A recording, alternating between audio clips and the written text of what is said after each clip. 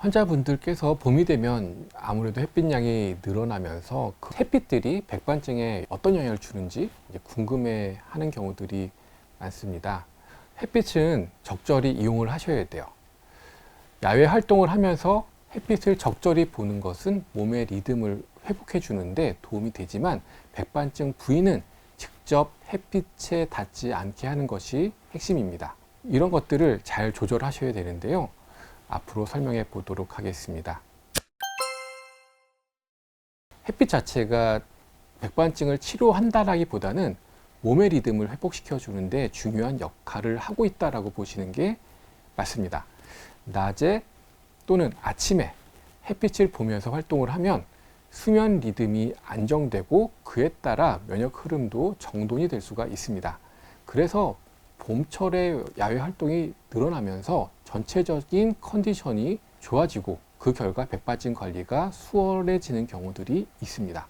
하지만 여기서 중요한 건 햇빛을 쬐는 것이 목적이 아니라 햇빛을 보면서 생활 리듬을 일정하고 건강하게 회복하시는 것이 중요합니다.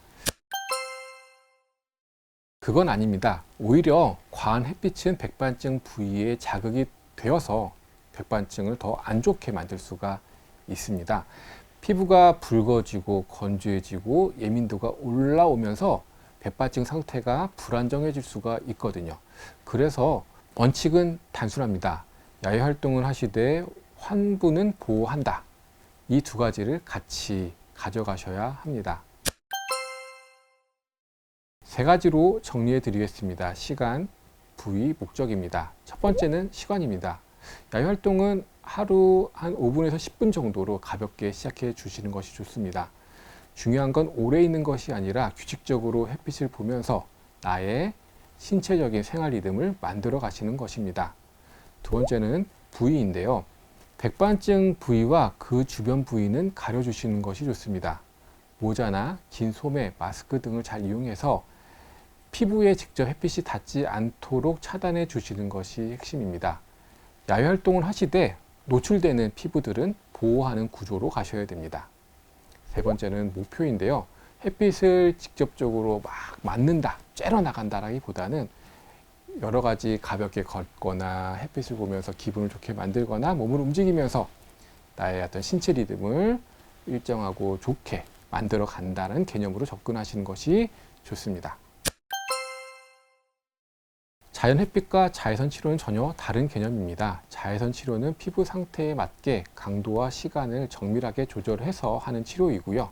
자연 햇빛은 강도 조절이 어렵고 변수도 많습니다. 그래서 자연 햇빛은 치료가 아니라 생활 리듬을 도와주는 보조 관리로 보셔야 합니다. 특히 중요한 건 환부를 노출시키기 위한 햇빛이 아니라 몸 전체 리듬을 찾기 위한 햇빛이라고 보셔야 됩니다. 이런 경우는 노출을 줄이는 것이 좋습니다. 피부가 붉고 따가운 날, 감기나 과로해서 컨디션이 많이 떨어진 날, 그리고 샤워 후에 건조함이 심한 날, 그리고 백반증 부위가 최근에 더 넓어지거나 예민해진 그런 경우에는 야외 활동보다는 피부의 안정이 더 중요합니다. 정리하면 햇빛을 완전히 피하는 것도 무작정 많이 쬐는 것도 답이 아닙니다. 햇빛은 내 신체 리듬을 만들기 위해서, 유지하기 위해서 활용하고 팬부에 또 노출된 피부에 햇빛이 직접 닿는 것은 피해준다. 이런 기준을 아시고 활용하시는 것이 좋습니다.